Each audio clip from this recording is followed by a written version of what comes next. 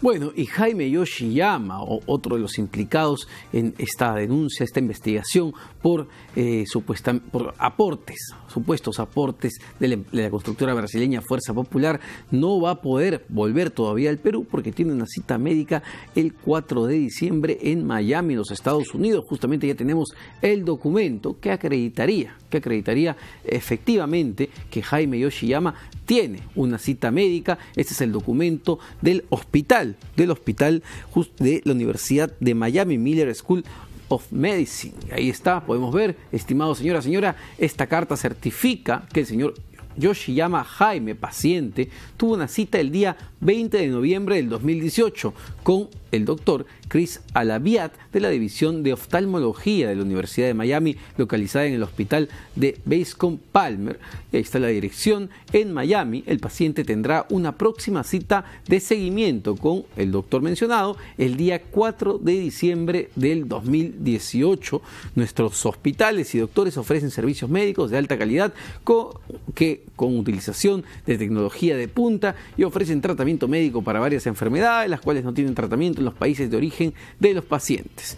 Por favor, ahí se han comido una R, por favor, tenga en cuenta que el costo total, así como próximos tratamientos, procedimientos o explicación de la severidad de la enfermedad del paciente y el tiempo de permanencia en los Estados Unidos no podrán ser proveídos hasta que el paciente no sea evaluado.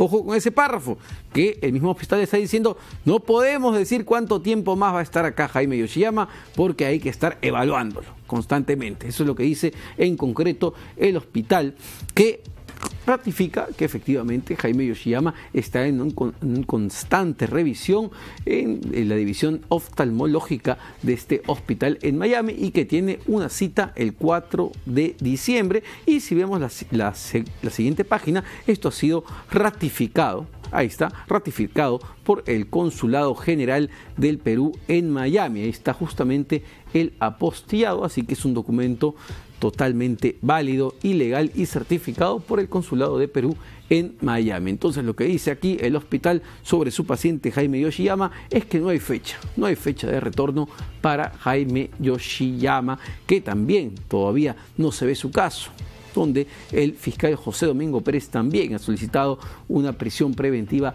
de 36 meses por los aportes que habría otorgado la constructora brasileña a la campaña de Fuerza 2011, época en la que Jaime Yoshiyama era secretario general de